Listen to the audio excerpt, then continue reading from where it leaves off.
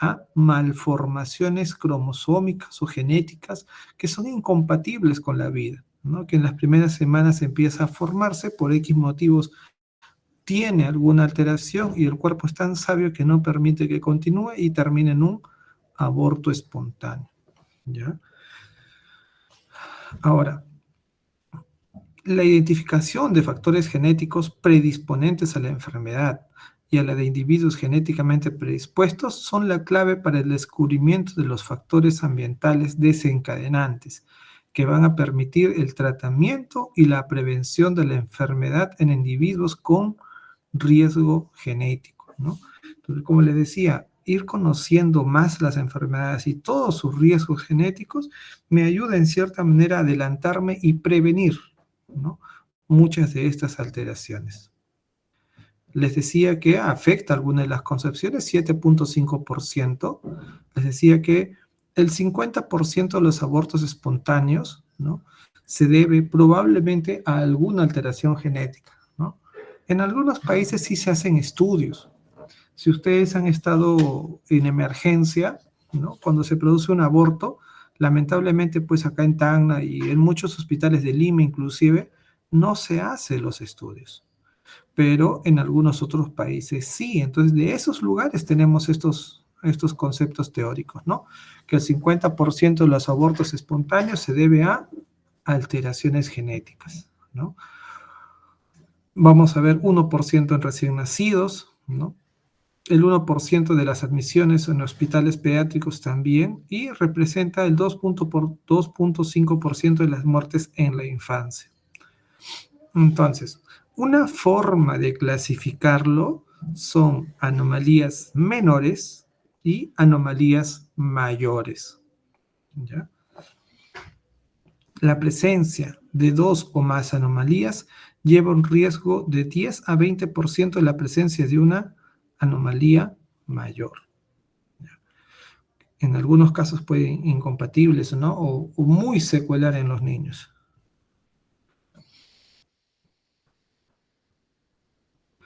Ahora, las anomalías cromosómicas mayores, ¿no? Las anomalías mayores, ¿ya?, tienen un efecto significativo en la función o en la aceptación social, ya que es la que representa un riesgo vital, ¿no? Por eso, obviamente, anomalías cromosómicas mayores. En muchas de ellas van a requerir cirugía o implica secuelas estéticas severas, ¿ya? ¿Cómo se van a dividir estas anomalías cromosómicas mayores? Y esto sí es importante porque de aquí generalmente salen las preguntas, ¿no? Se clasifican en anomalías numéricas, ¿ya? Numéricas o aneuploides o anomalías estructurales, ¿no? Anomalías de número o anomalías estructurales, ¿no? Las anomalías numéricas, ¿ya?, la que se refieren a número, tiene que ver con aneuploidías, ¿ya?, o euploidías. Las aneuploidías, ¿no?, pueden ser autosómicas o sexuales, ¿ya? Y ahí vamos a encontrar las monosomías, las trisomías, ¿no?, las polisomías, ¿ya? Por ejemplo, ¿no?, ¿cuál es una enfermedad genética muy común? La trisomía 21, ¿no?, que es a lo que nosotros nos referimos, a lo que es el síndrome de Down.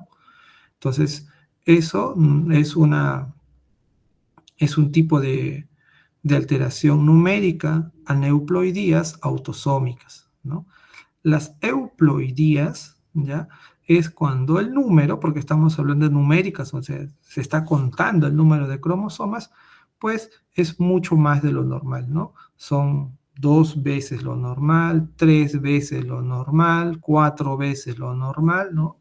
Muchas de ellas ya pues incompatibles con la vida, ¿no? Por eso son anomalías cromosómicas mayores también, ¿ya? En cambio, las aneuploidías podrían inclusive vivir alguna, ¿no?, tener una vida, ¿no?, con algunas deficiencias o problemas, pero pueden ser compatibles con la vida. ¿no? Cuando nosotros empezamos a revisar aquí, ¿no? Estamos hablando de las anomalías cromosómicas numéricas, ¿no? Estamos acá, de las cromosomas numéricas, ¿ya? Vamos a ver varios tipos, ¿no? Tetraploidías, ¿no? Triploidías, trisomía 21, trisomía 18, trisomía 13, el síndrome de Klinefelter, ¿no? Unas porque son por el número de cromosomas y otras que son ligados a los cromosomas sexuales. De todas estas anomalías, ¿cuál es la más frecuente? Es la que está resaltada con rojo, ¿no? La que tiene 47 cromosomas, ¿no? La trisomía 21, ¿ya? La trisomía 21, perdón. Se trata de errores en la mecánica cromosómica en el curso de la gametogénesis de la fecundación o durante las primeras divisiones mitóticas del cigoto, ¿no? La trisomía 21 va a ser la más frecuente, ¿ya? Entonces, ¿qué tipo de anomalías puede ocurrir, ¿no? Cuando nosotros hablamos de cómo se están produciendo, ¿no? Los cromosomas? Puede ocurrir lo que se llama una delección, cuando se pierde una parte del cromosoma. Puede también ocurrir una duplicación, ¿no? Se repite una parte del cromosoma, un grado de inversión, ¿no? Se invierte, ¿no? De un cromosoma a otro por sustitución o translocación, ¿ya? Ahorita vamos a entender esta parte. Cuando nosotros mencionábamos cuáles son de las anomalías cromosómicas más frecuentes, pero siempre vamos a encontrar a la cabeza lo que es la trisomía 21 o síndrome de Down, ¿no? Es una anomalía numérica, ¿ya? Es una afección genética causada por un error en el proceso de réplica, luego que divide los pares de cromosomas, ¿ya? Durante la división celular. Error que lleva a heredar una copia extra total o parcial, esto es importante, puede ser total o parcial del cromosoma 21 de uno de los progenitores. Entonces la alteración está en el cromosoma 21, por eso obviamente su nombre que se refiere a trisomía 21. En la clínica, ¿no? ¿Qué cosas vamos a encontrar? ¿No? Yo les puedo poner una pregunta, algunas características clínicas y puedo decir, ¿no? Referente a qué o sospecha de qué enfermedad es, ¿ya? Siempre cuando vamos a explicar algún tipo de anomalía o describir algún tipo de anomalía en el cuerpo, de preferencia se hace cefalocaudal, ¿no? A nivel del desarrollo neurológico, es muy común que los pacientes con síndrome de Down o trisomía 21 cursen con un retraso mental, un occipucio plano, pabellones auriculares displásicos y de implantación baja, ¿no? Facies ancha, plana, ¿no? El epicanto, ¿no?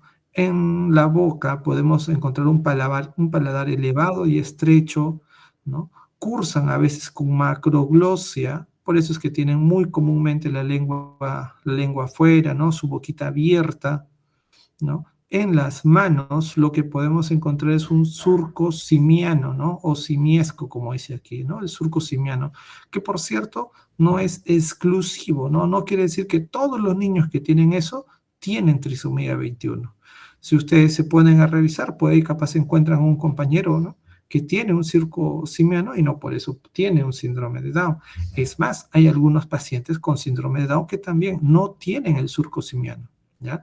Es decir, no hay algo patognomónico, ¿ya? Que yo puedo decir, el que tiene esto tiene síndrome de Down. No, no es así. Algo que también se mide es la clinodactilia del quinto dedo, ¿ya? Hipoplasia de la falange del quinto dedo. Es muy común que cursen con cardiopatía congénita. El defecto más común está en el canal atrioventricular, ¿no? Que está ahí escrito. La cardiopatía congénita más frecuente en el síndrome de Down es un defecto en el canal atrioventricular. Los niños con síndrome de Down cursan a veces con vómitos y regurgitaciones debido a lesias y estenosis a nivel gastrointestinal, ¿no? Luego, es importante también que parte del funcionamiento, ¿no? Ellos pueden cursar con hipotiroidismo, ¿no? Parte del desarrollo de los controles de evaluación es hacerle sus tamizajes para hipotiroidismo de forma anual. En algunos de ellos tienen un tránsito intestinal lento, sufren bastantemente de estreñimiento, ¿ya? Pueden cursar con enfermedad de Hirschsprung, ¿no? Pueden cursar con un tono muscular disminuido, eso se llama hipotonía muscular. Pueden cursar con hiperlaxitud, ¿no? Unas articulaciones mucho más elásticas, ¿no? Y eso nos puede conllevar tanto la hipotonía como la hiperlaxitud a que nuestro paciente tenga una displasia de cadera, ¿no? Una displasia a nivel de pelvis, ¿ya? Hay un signo, ¿se acuerdan cómo se llama esto del piecito? Dice excesiva separación entre los dedos primero y segundo de los pies. Tiene un nombre. ¿Alguien se acuerda? El signo de la... ¿Alguien se acuerda cómo se llama?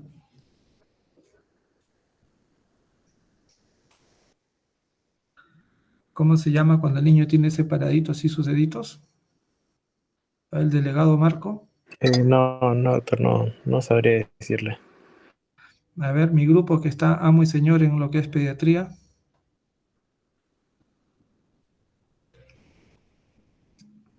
No hemos tenido ningún niño con síndrome de Down todavía, pero eso se llama signo de la... Empieza con S, sigue la A, sigue la N, sigue la D. ¿Nadie? Sigue la A. ¿Sandalia? Signo de la sandalia, correcto. Así se le llama. ¿Ya? Muy bien, Noelia, ¿no? Se llama signo de la sandalia. Ustedes miran los deditos, si es que, no sé, alguien tiene por ahí un conocido, un amiguito, alguien, o en el hospital tienen pacientito con síndrome de Down, mírenle los piecitos, ¿no?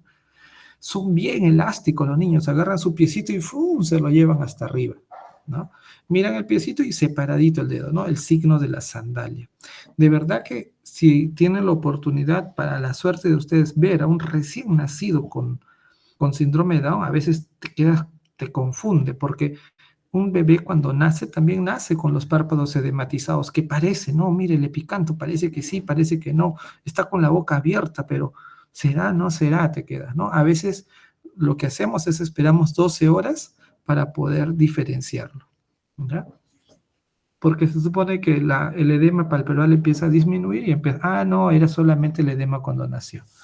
A veces es un poquito confuso, ¿no? Imagínate decirle a la mamá, señora, creo que su hijito es síndrome de Down, puede ser algo traumático también para la mamá, ¿no?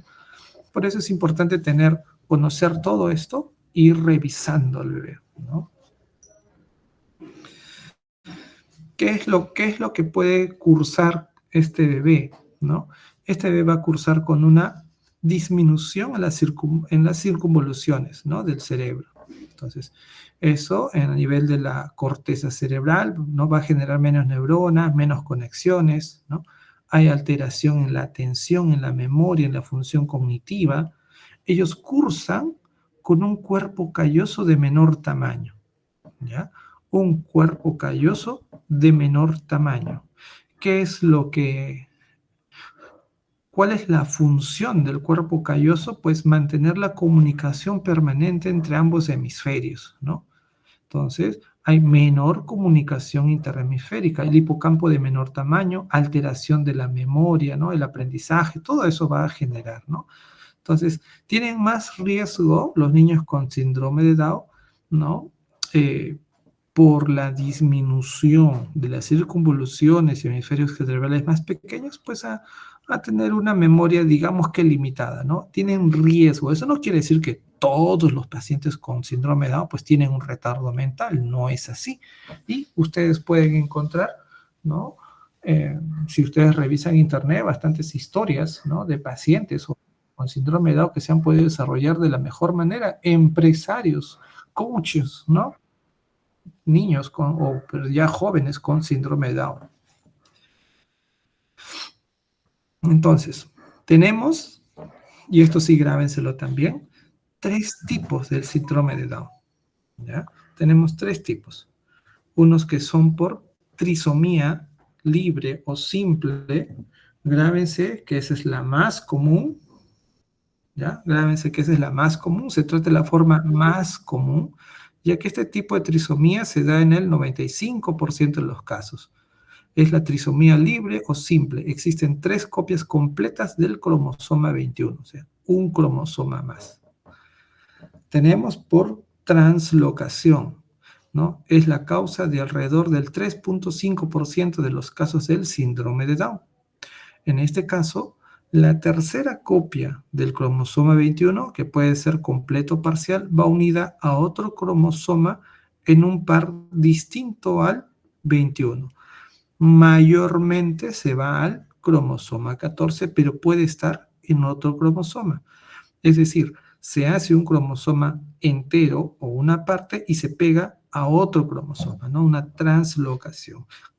¿Cuál es la forma más común? No se olviden que es la trisomía libre o simple, ¿ya?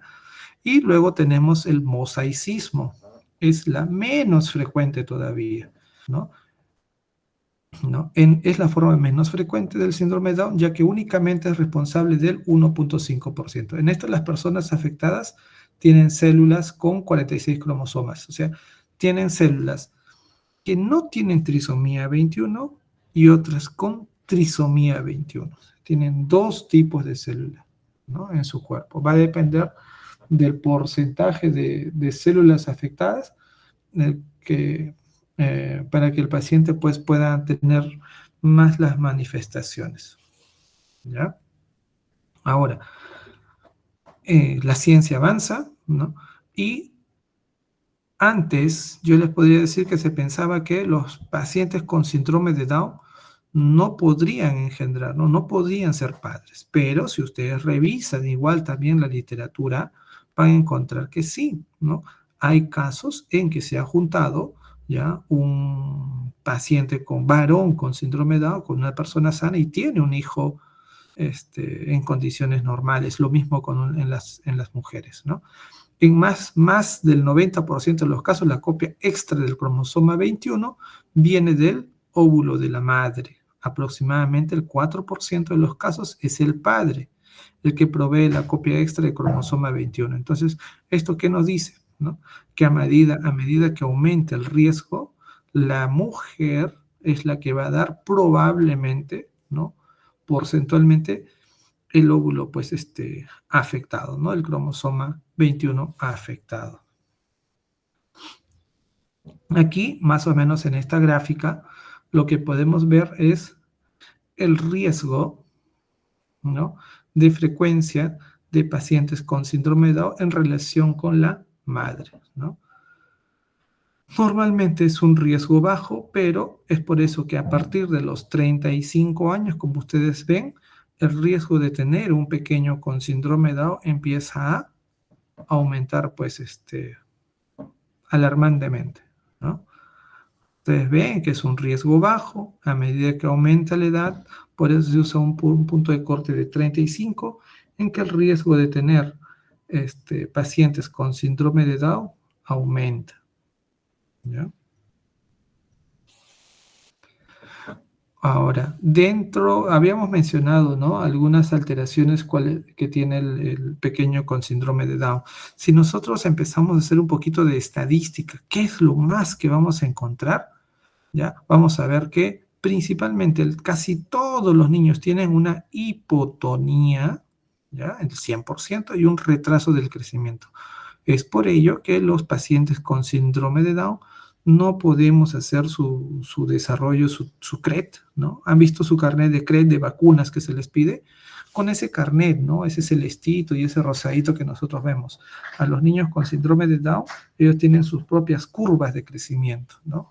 Es por eso que cuando lo revisas con el carnet normal, tú dices retraso del crecimiento, porque ellos tienen otra talla y otro peso mayormente. Es muy común que tengan un retraso mental, alteraciones en la audición, constantemente pueden sufrir de otitis, ¿no? Y tienen muchos problemas oculares, ¿no? Errores en la refracción como miopía, ¿no? Estrabismo, cataratas, ¿no? Y la cardiopatía congénita, pues en un promedio de 50%. ¿No? Tenemos anomalías de la vértebra cervical, ¿no? Alteraciones en la tiroides, ¿no? Casi el 50%. Es por ello que cuando nosotros hacemos la evaluación o seguimiento o consejería en los niños con síndrome de Down, anualmente se pide, ¿no? Un tamizaje para descartar tiroides. Desórdenes convulsivos, problemas emocionales y conductuales, sobrepeso, ¿no? El paciente con síndrome de Down tiende bastante al sobrepeso. Demencia prematura, enfermedades si tienen problemas en conductas, pues no van a poder tener un seguimiento o un aseo bucal adecuado, ¿no? Disgenesia gonadal, enfermedad celíaca y apnea obstructiva del sueño por su tipo de cuello y forma de su nariz. Es por ello, ¿no? Que normalmente tienen un plan, ¿no? Así, tienen una forma de manejo, de estudio, de consejería que se debe hacer cuando se tiene un paciente con síndrome de Down. Programas de intervención, mientras más temprano a ese paciente uno lo lleve a terapia y a estimulación, más desarrollamos ese cerebrito, ¿no? En caso de disfunción tiroidea compensar, repetir cada 6 meses perfil tiroideo hasta que se normalice, ¿no? Como les digo, es importante ver ese punto de la tiroides. Es muy común que hagan hipotiroidismo estos pequeños. Etapa neonatal, una ecografía cardíaca, ¿no? Todos los pacientes con síndrome de Down deberían tener una eco cardíaca, ¿no? Para descartar cualquier malformación, la más común, la del canal atrioventricular. Control odontológica, limpieza, placas, ¿no? El esquema de vacunación es normal, ellos no son inmunodeprimidos exactamente, es por ello que su carnet de vacunación es tan parecido al de nosotros, es lo mismo, ¿no? Ver los ojitos, sabemos que ellos cursan de bastantes problemas de refracción, el más común miopía, ¿no? Entonces, llevarlo a sus controles oftalmológicos. Y obviamente terapia física, porque sabemos que ellos cursan con hipotonía.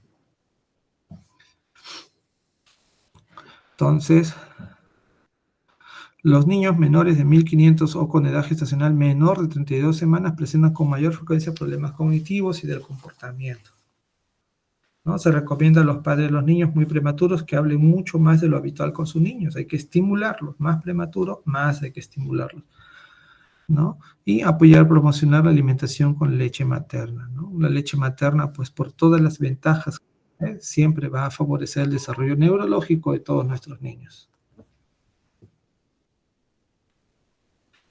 Y para que no se olviden, ¿no? El 21 es el Día de los Niños con Síndrome de Down, ¿no? 21 de marzo. Ahora, tenemos otra trisomía que puede ser que la vean en el hospital, ¿no? Se llama trisomía 18 o síndrome de Edwards, ¿no? Trisomía 18 porque obviamente la alteración o el cromosoma extra se encuentra en el número 18, ¿no? Por eso trisomía. O síndrome de Edwards, ¿ya? Síndrome de Edwards. Entonces nosotros vemos, el síndrome de Edwards es una cromosomía poco frecuente en comparación del síndrome de Down, ¿no? Por una copia extra del cromosoma 18, ¿ya? La mayoría de los niños con trisomía 18 no viven más allá de las 2 primeras semanas de vida.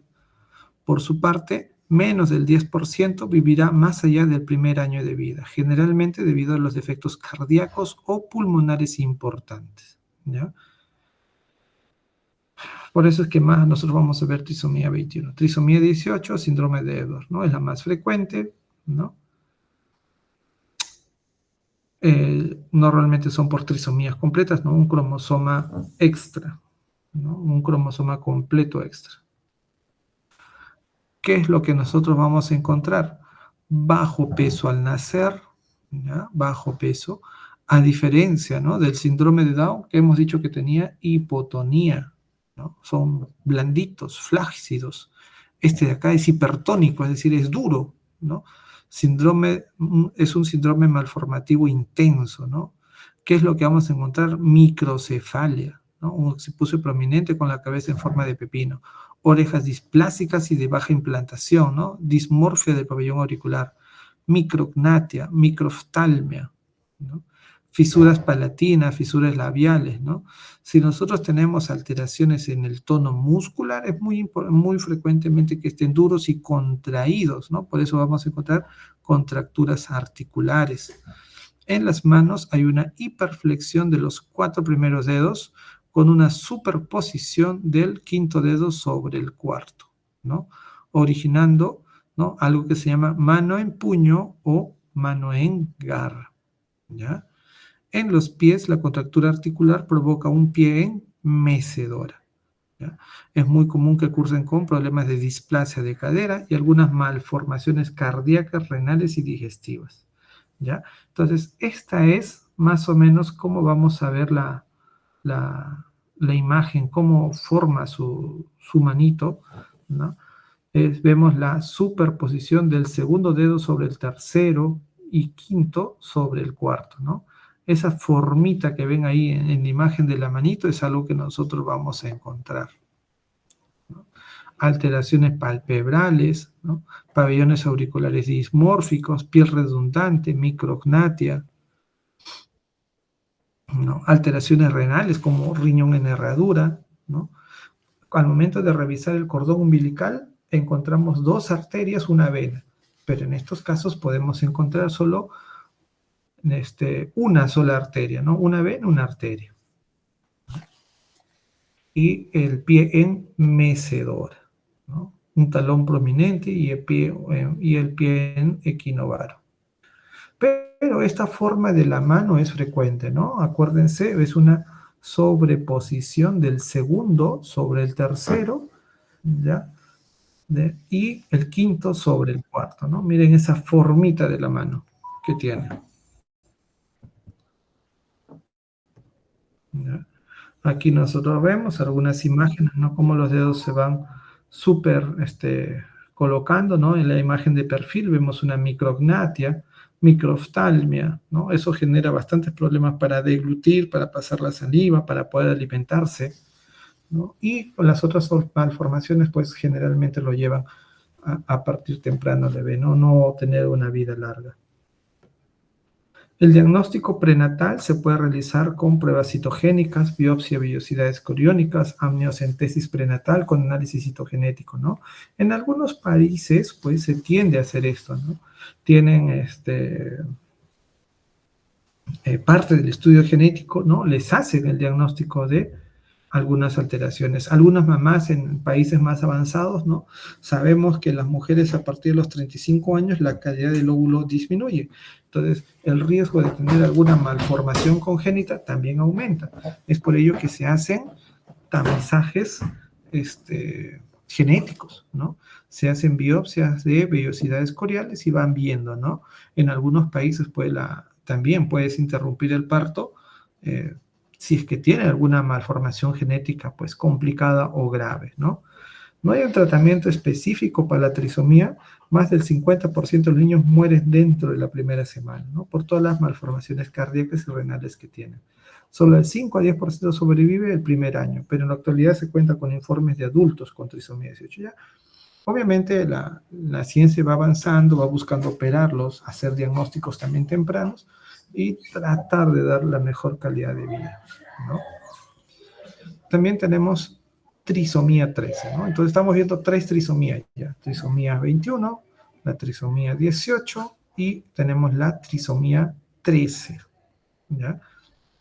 O síndrome de Patau, ¿ya? Aquí vamos a encontrar una holoprosoencefalia del desarrollo incompleto del prosencéfalo y nervios olfatorio y óptico, microftalmia, ¿no? Cursan con sordera, Muy común encontrar alteraciones del labio y paladar, como labios y paladar hendido.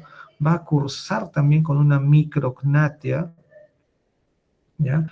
En algunos casos una polidactilia, ¿no? Cosas que no vemos en el síndrome de Down y en la trisomía 18, ¿no? Y alteraciones cardíacas, ¿no? El 80%, ¿no? Alteración criptorquidia, insuficiencia respiratoria, ¿ya? Y obviamente, por estas alteraciones cardíacas graves y complejas, pues muchos no duran los 7 días de vida. ¿Qué algunas características clínicas vamos a encontrar? ¿No? Retraso del crecimiento, ¿no? Retraso psicomotor, mental profundo, microcefalia, holoprosencefalia, ¿no? Todo esto, ¿no?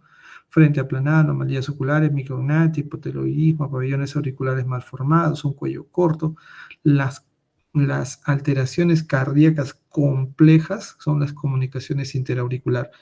Persistencia del ductus arterioso, ¿no? Comunicación interventricular. A veces son alteraciones cardíacas tan complejas pues que no se pueden resolver en todos los hospitales, ¿no? Lo lleva a una desaturación y llegan a fallecer los bebés. Criptorquidias, polidactilias, ¿no? Hernias inguinales, hernias umbilicales, ¿no? La causa de fallecimiento en estos pacientes son las complicaciones cardiopulmonares, ¿no? En la trisomía 13, en la trisomía de Patau. Alrededor del 50% fallecen durante el primer mes de vida y a los 6 meses ha fallecido el 70% de los nacidos vivos, dado que las anomalías cardíacas representan la causa principal de su morbilidad. Muy parecido al síndrome de Edwards, ¿no? Todos los problemas cardíacos que son los que van a tornarse complejos y, bueno, acaban con la vida de este pequeño, ¿no? La diferencia capaz que ellos sí cursan con más alteraciones del labio y paladar, ¿no? Fisuras palatinas del labio y paladar. Cuando hablamos de los cromosomas sexuales, ¿ya? Tenemos el síndrome de Klinefelter, ¿ya? En este nosotros vamos a encontrar un cromosoma X extra, ¿ya? Cuando ustedes empiecen a revisar la clase, como la están grabando, sugiero que o se busquen, ¿no? Un cuadrito para que se empiecen a diferenciar las 3 trisomías y el síndrome de Klinefelter y el que todavía falta desarrollar, ¿no? En este tenemos un cromosoma X extra, ¿no? Nos va a dar talla alta, un problema del aprendizaje, ¿no? Es la principal causa congénita de hipogonadismo primario. Llega a tener pubertad incompleta o retardada, ¿no? Puede tener testículos firmes pero pequeños, ¿ya? Puede muy comúnmente llegar a infertilidad, fragilidad ósea, ¿ya? Podemos ver ginecomastia, ¿no? Y un riesgo relativo de 200 veces más de tener cáncer de mama que otros hombres, ¿ya? En el síndrome de Klinefelter, ¿ya? ¿Cómo se lo puede tratar? Con suplementos de testosterona, ¿no? Y asesoramientos sobre la preservación de la fertilidad justo después del inicio de la pubertad. Los varones con síndrome de Klinefelter deben ser evaluados por un endocrinólogo para determinar si está indicado o no el suplemento con testosterona. La terapia con testosterona se inicia en forma típica durante la pubertad para garantizar el desarrollo de los caracteres sexuales secundarios, la masa muscular, la estructura ósea y un mejor funcionamiento psicosocial, ¿no? Para que puedan desarrollar más su cuerpo. Estudios más recientes han sugerido que la terapia hormonal temprana puede ser útil en los problemas del desarrollo y del comportamiento de los niños. ¿Cuál es la fórmula genética que vamos a encontrar? Es 47 cromosomas, tiene XXY, ¿no? Síndrome de Klinefelter, 47 XXY. Si el síndrome de Klinefelter son altos, el síndrome de Turner es al revés, ¿ya? Lo vamos a encontrar en las niñas, talla baja, ¿no? Generalmente cursan con bastantes problemas auditivos, con otitis media, ¿ya?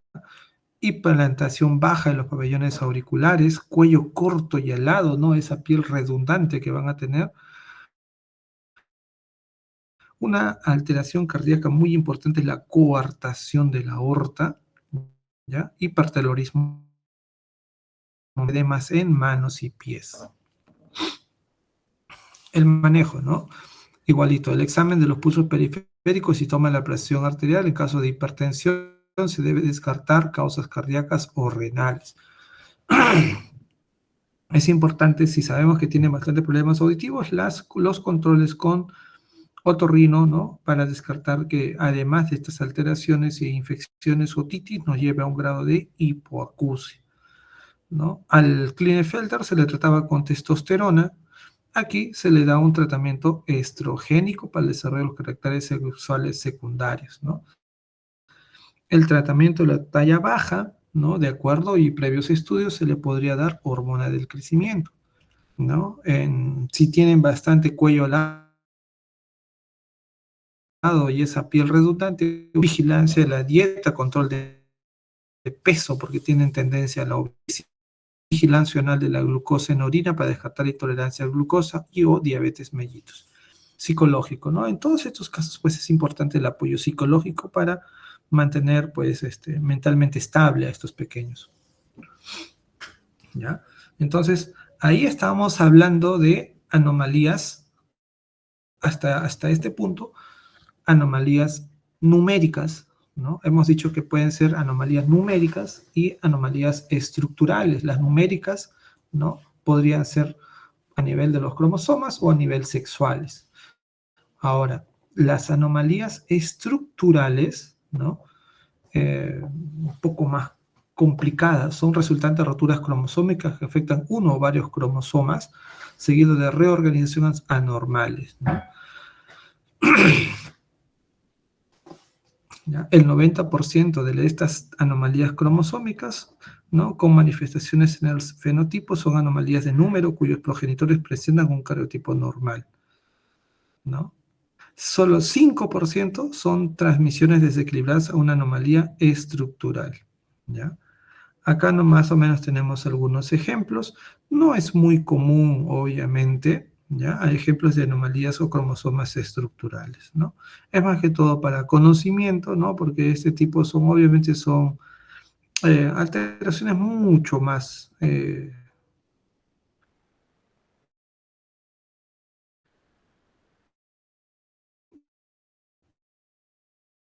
mm,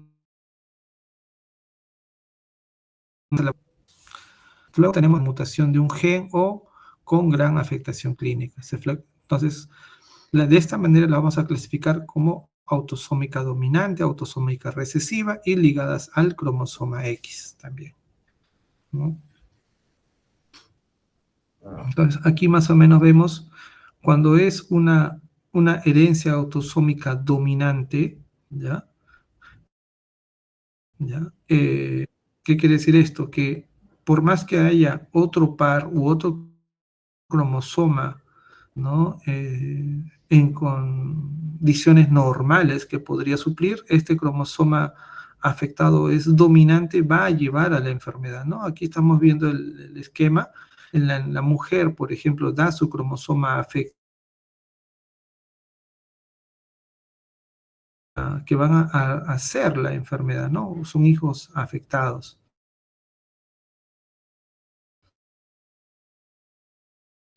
Cuando es recesivo, ¿no? Tendríamos que encontrarlo, el gen afectado en ambos padres, ¿no? Es recesivo porque tendrían que juntarse por X motivos dos personas que tengan, pues, la alteración genética en esos genes, las recesivas van a tener son prados, ¿no? Y cuando se afecta, ¿no? Ambos dan su gen, pues, afectado, recién vamos a tener una hija afectada, ¿no? Por eso una herencia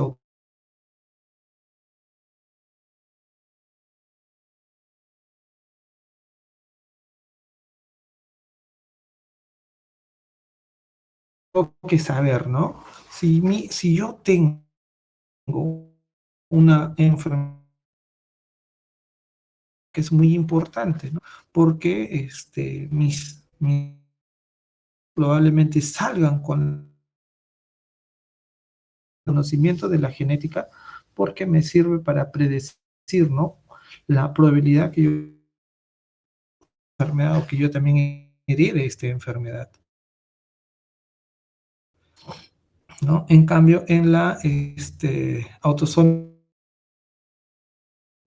sí un poco más, ¿no? De todas maneras, de acuerdo a la enfermedad, la probabilidad de que yo pueda continuar con este tipo de enfermedad. Vamos a enfermedades genéticas ligadas al cromosoma. Una de las más comunes y clase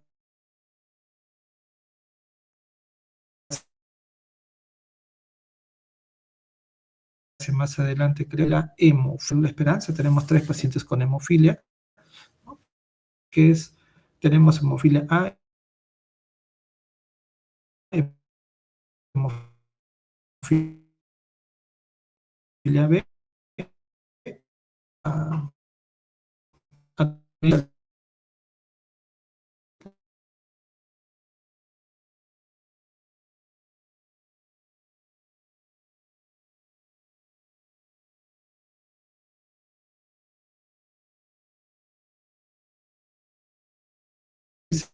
un padre afectado con su cromosoma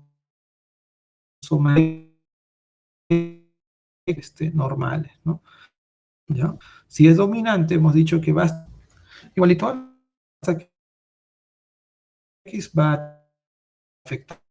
En cambio, la mujer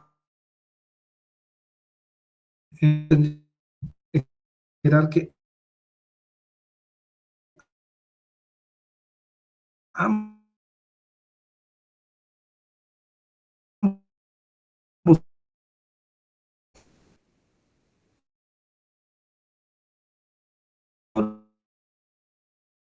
terminando esta enfermedad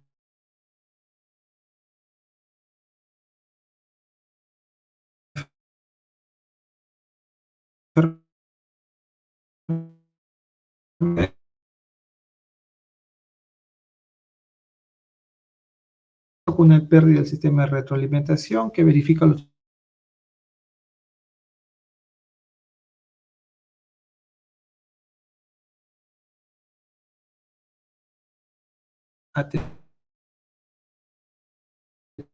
prematuros infartos de miocardio, ¿no?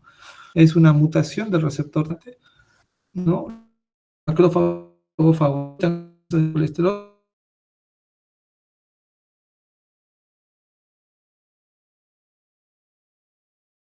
autosómica dominante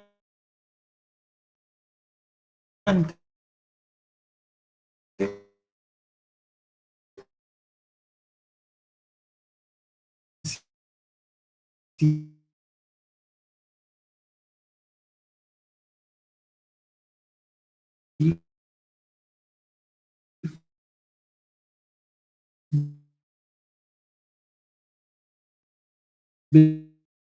brevemente nada más. Hemos dicho que la B de 9.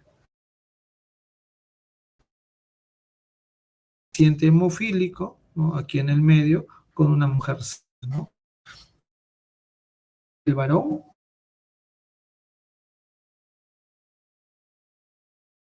es decir, como el estado nos hijas portando cromosoma X sano, es por eso que se convierte en portadora, ¿no? Pues cromosoma X en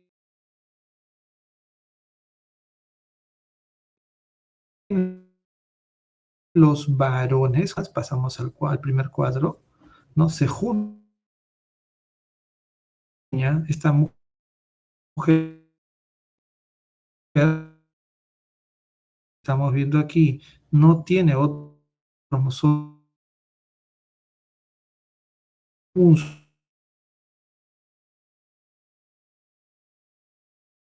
solo cromosoma X, es el X afectados. Pero normalmente en la práctica eso no es compatible con la vida, ¿no? Son enfermedades o trastornos de coagulación graves que a veces no los vamos a ver. Pues las alteraciones más frecuentes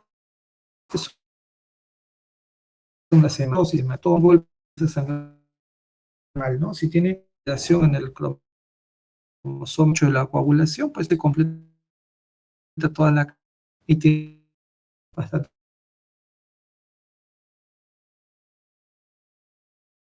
Y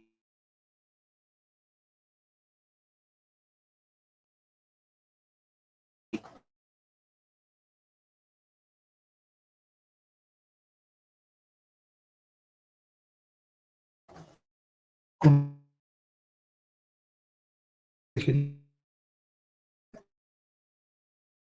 son muchos, ¿no? No pasan más de 20 genetistas, creo, en todo el Perú, ¿no? Los grandes hospitales en Lima tienen dos o uno nomás, 3 genetistas nada más, que yo sepa el Hospital del Niño de Breña, por ejemplo, solo tiene 1 o 2 genetistas nada más, entonces es escaso, no es una especialidad, pues, no hay muchas.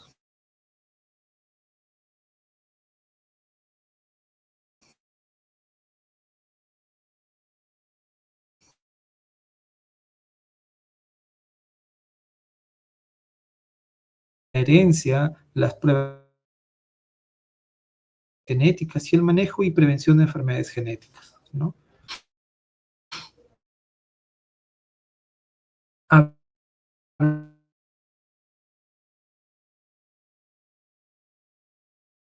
Por ejemplo, para evitar malformaciones, empezamos a ir, ¿no? Público, ¿no? Para el hecho que cuando la gestante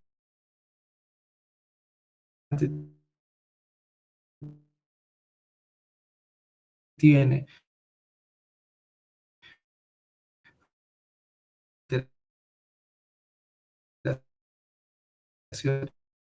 rubiola, ¿no? La educación para que las mujeres embarazadas y las que estén planeando hacer embarazos, ¿no?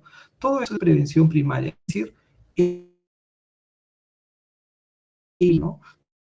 Desde la concepción, de que nazca el bebé. Ya así tenemos a nuestro bebé de que, digamos, se empiece a desarrollar o generar secuelas. Prevención secundaria, ¿no? Cuando un diagnóstico precoz permite llegar a un tratamiento oportuno de prevención.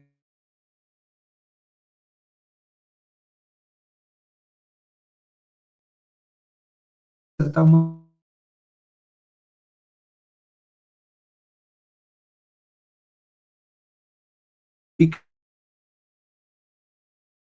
el talón de edades, ¿no? Una de tamizaje auditivo, ¿no? En el cual colocamos un aparatito en el oído, ¿no? Que me sirve para ver si hay o no algún nivel de hipoacusia. Medimos la saturación pre y postductal para ver si el oftalmológico.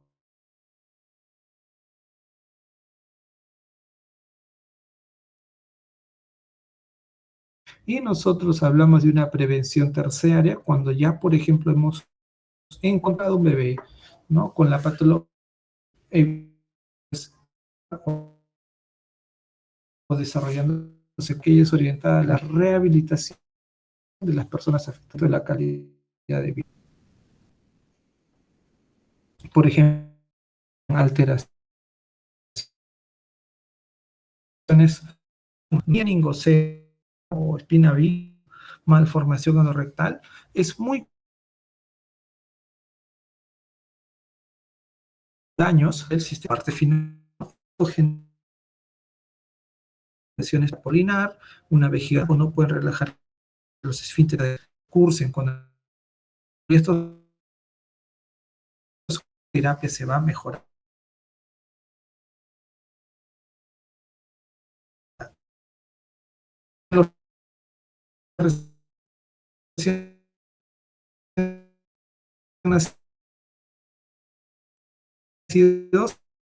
Alguna normalidad, que estén como están los genes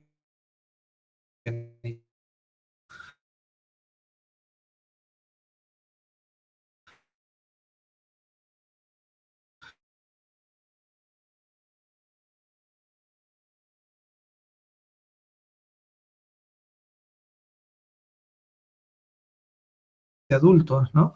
Capaz todos, entonces tenemos que ver eso, ¿no? En parejas embarazadas o que están buscando un embarazo también, ¿no? O sea, genético que impida, ¿no? Que puedan, que y en caso de que lo logren, se hace toda la consejería dependiendo de la edad de los, imagínense, a la consulta, ustedes son personas 40 y 40 que quieren salir embarazadas, que quieren salir, nosotros médicamente sabemos de,